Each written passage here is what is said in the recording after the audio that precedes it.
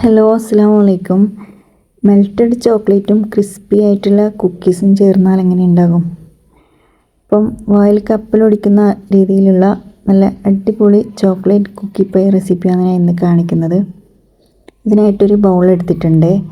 അതിലേക്ക് ഒരു 100 gram butter ഇട്ട് കൊടുക്കാം. അപ്പോൾ ഞാൻ ഇത് ഫ്രിഡ്ജിൽ വെച്ച് ബട്ടർ ആയതുകൊണ്ടാണ് കുറച്ച് കട്ടിയായിട്ട് ഇരിക്കുന്നത്. അപ്പോൾ എന്തായാലും കുഴപ്പമില്ല, അത് ഒരു ബൗളിൽ ഇട്ട് കൊടുക്കുക.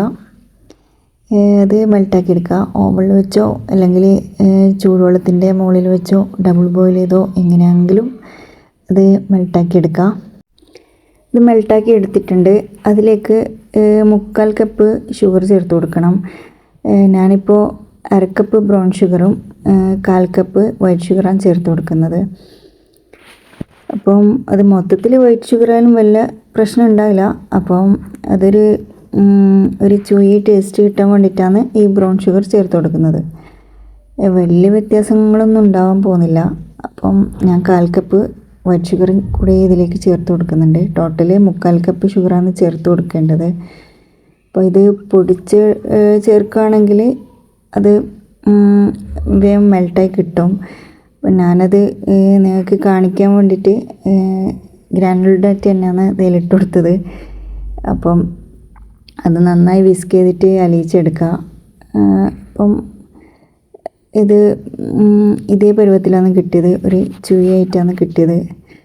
അപ്പം അതിലേക്ക് ഇനി ഒരു മുട്ട ചേർത്ത് കൊടുക്കണം. ഇത് ഏകദേശം 3/4 ഭാഗം ഇത് മെൽട്ടായിട്ടുണ്ട്.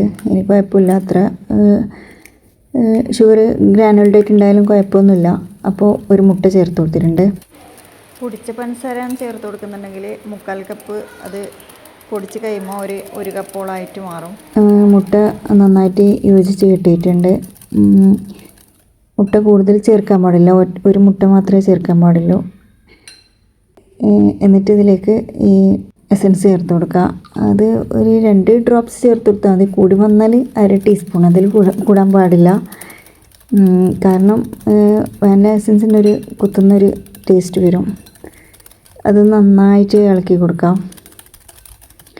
ഇനി ഇതിൻ്റെ മുകളിലേക്ക് ഒരു സ്ട്രെയിനർ വെച്ച് കൊടുത്തിട്ടുണ്ട്. അതിലേക്ക് ഇനി മൈദ ചേർത്ത് കൊടുക്കണം. സാധാരണ ഇതിലേക്ക് ചില ആൾക്കാർ ഉപ്പ് ചേർത്ത് കൊടുക്കാറുണ്ട്. അത് ബട്ടർ അൺസോൾട്ടഡ് ബട്ടർ ആണെങ്കിലാണ് നമ്മൾ സെപ്പറേറ്റ് ഉപ്പ് ചേർത്ത് കൊടുക്കേണ്ടത്. ഞാൻ സോൾട്ടഡ് ബട്ടർ ഉപയോഗിച്ചതുകൊണ്ട് ഉപ്പ് ചേർത്ത് കൊടുക്കുന്നില്ല. ഇപ്പോൾ ഞാനിവിടെ 1.5 കപ്പോളം മൈദ ചേർത്ത് കൊടുത്തിട്ടുണ്ട്. അപ്പം പിന്നെ അതിലേക്ക് ഇനി 1/2 ടീസ്പൂണ് ബേക്കിംഗ് സോഡയാണ് ചേർത്ത് കൊടുക്കേണ്ടത്. അതും ചേർത്ത് കൊടുത്ത് ഇത് നന്നായി അരിച്ചെടുത്തിട്ട് ഈ ബാറ്ററിലേക്ക് മിക്സാക്കി കൊടുക്കാം. ഇപ്പോൾ ഇത് നന്നായിട്ട് അരിച്ചെടുത്തിട്ടുണ്ട്.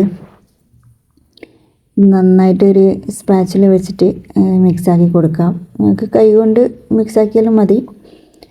ജസ്റ്റ് ഒന്ന് ഫസ്റ്റ് സ്പാച്ചിൽ ഉപയോഗിച്ചെന്നേ ഉള്ളൂ. അപ്പം കൈ കൊണ്ട് മിക്സാക്കുന്നതാണ് കുറച്ചും കൂടി എളുപ്പം. ഇപ്പം പുറത്ത് സെയിൽ ചെയ്യാനാണ് നിങ്ങൾ ഇത് ഉണ്ടാക്കുന്നുണ്ടെങ്കിൽ നിർബന്ധമായിട്ടും ഗ്ലൗസ് ഇട്ടിട്ട് മിക്സാക്കി കൊടുക്കണം. പിന്നെ ഇത് കൈ വെച്ചിട്ട് നന്നായിട്ട് കുഴച്ചെടുത്തിട്ടുണ്ട്. അപ്പോൾ ഇതിങ്ങനെ ഒട്ടിപ്പിടിക്കുന്ന പരുവത്തിലാകാൻ പാടില്ല.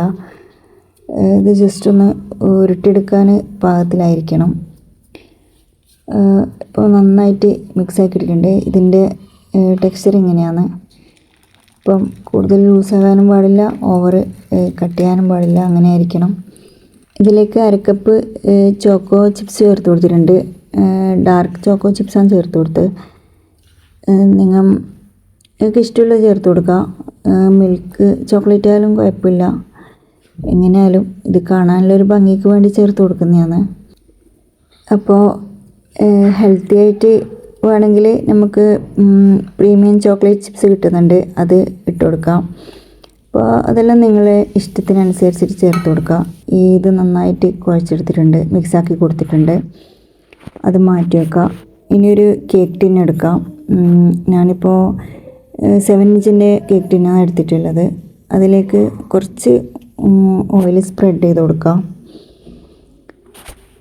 ബ്രഷ് വെച്ചിട്ട് കുറച്ച് മാത്രം സ്പ്രെഡ് ചെയ്ത് കൊടുത്താൽ മതി. ഇതിലേക്ക് ബട്ടർ പേപ്പറൊന്നും ഇട്ട് കൊടുക്കുന്നില്ല. നിങ്ങൾക്ക് സെയിൽ ചെയ്യാനാണ് ഉദ്ദേശമാണെങ്കിൽ ബേക്ക് ആൻഡ് സെർവ് എന്ന് പറഞ്ഞാൽ ഒരു ഡിസ്പോസിബിൾ ആയിട്ടുള്ള ഇതേപോലത്തെ പാത്രം കിട്ടും. അപ്പം അതിൽ തന്നെ ഉണ്ടാക്കിയിട്ട് സെയിൽ ചെയ്താൽ മതി. ഇതിൽ നിന്ന് കുറച്ച് ഓയിലെടുത്ത് എൻ്റെ കൈക്ക് ആക്കി കൊടുത്തിട്ടുണ്ട്. എന്നിട്ട് ഇതിൻ്റെ ഒരു 60% ഭാഗം നമുക്ക് മാറ്റിയെടുക്കാം. അത് കൈ വെച്ച് നന്നായി ഉരുട്ടി പരത്തിയെടുക്കണം. ബാക്കി 40% അവിടെ മാറ്റി വെക്കാം. അപ്പം ഈ പ്ലേറ്റിൽ ഈ പാത്രത്തിൽ വെച്ചിട്ട് തന്നെയാണ് ഇത് പരത്തിയെടുക്കുന്നത്. വീഡിയോയിൽ കാണുന്നത് പോലെ ഇത് ചെയ്തെടുക്കാം. അപ്പം കൈക്ക് കുറച്ച് ഓയിലാക്കി കൊടുത്തു കഴിഞ്ഞാൽ ഇങ്ങനെ കൈക്ക് പറ്റി പിടിക്കില്ല. അപ്പോൾ നന്നായിട്ട് ഇത് പരത്തിയെടുത്തിട്ടുണ്ട്, കാണുന്നുണ്ടെന്ന് വിചാരിക്കുന്നു. അപ്പോൾ വീട്ടിലേക്ക് ചെയ്യുന്നതും ആയതുകൊണ്ടാണ് ഞാൻ ഈ കേക്ക് ടിന്നിൽ ഉണ്ടാക്കുന്നത്. സെയിൽ ചെയ്യുന്നുണ്ടെങ്കിൽ ഞാൻ പറഞ്ഞതുപോലെ ഡിസ്പോസിബിൾ ആയിട്ടുള്ള പാത്രം എടുത്താൽ മതി. ഇതിലേക്ക് പ്രീമിയം ചോക്ലേറ്റാണ് ചേർത്ത് കൊടുക്കേണ്ടത്. ചില ആൾക്കാർ ന്യൂട്ടെല്ല ചേർത്ത് കൊടുക്കും, ചില ആൾക്കാർ ഗനാഷ് ഉണ്ടാക്കി ചേർത്ത് കൊടുക്കും. ഞാൻ പ്രീമിയം ചോക്ലേറ്റാണ് ചേർത്ത് കൊടുക്കുന്നത്. അപ്പോൾ നമ്മളെ ഹെൽത്തിന് നല്ലതും തന്നെയാണ്, നല്ല പ്രീമിയം ടേസ്റ്റും ഉണ്ടാവും കഴിക്കാൻ വേണ്ടിയിട്ട്. കോമ്പൗണ്ട് ഒരിക്കലും ചേർത്ത് കൊടുക്കരുത്. അപ്പോൾ നല്ല ടേസ്റ്റ് കിട്ടണമെങ്കിൽ നല്ല ചോക്ലേറ്റ് തന്നെ ചേർത്ത് കൊടുക്കാൻ നോക്കാം. ഇനിയിപ്പോൾ സെയിൽ ചെയ്യുന്നതായാലും കഴിക്കാനാണെങ്കിലും പ്രീമിയം ചോക്ലേറ്റാണ് ഏറ്റവും ടേസ്റ്റ്. അപ്പം ബാക്കിയുള്ള 40% ഡോ എടുത്തിട്ട് നന്നായി കയ്യിൽ വെച്ച് തന്നെ ഇത് പരത്തിയെടുക്കാൻ പറ്റും, ഞാൻ പറഞ്ഞ അളവിൽ ഉണ്ടാക്കുകയാണെങ്കിൽ. അപ്പോൾ ഇത് കയ്യിൽ വെച്ച് നന്നായിട്ട് പരത്തിയെടുക്കുക. അങ്ങനെ കൂടുതൽ പെർഫെക്ഷൻ ആയിട്ടൊന്നും വേണ്ട. അത് ബേക്കായിട്ട് വരുമ്പം അത് റെഡിയായിട്ട് കിട്ടും.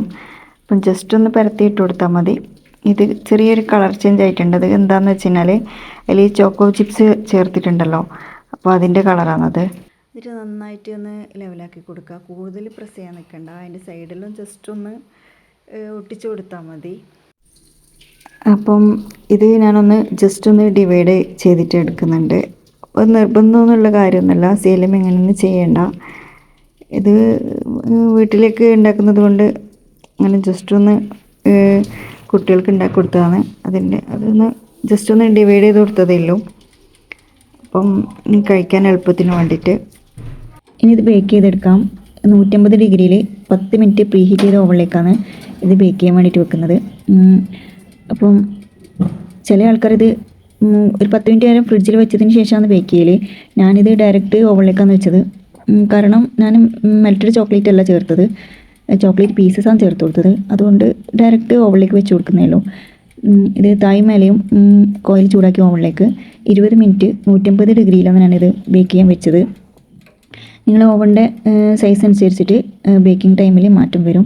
ഇത് 25 ലിറ്ററിൻ്റെ ഓവനാണ്. അപ്പം ഇത് 30 മിനിറ്റ് ടൈം എടുത്തിട്ടുണ്ട് ടോട്ടൽ. ഇത് പ്രീ ഹീറ്റ് ചെയ്ത് കൂട്ടാണ്ട് 30 മിനിറ്റ് ടൈം ഇത് ബേക്ക് ചെയ്യാൻ എടുത്തിട്ടുണ്ട്.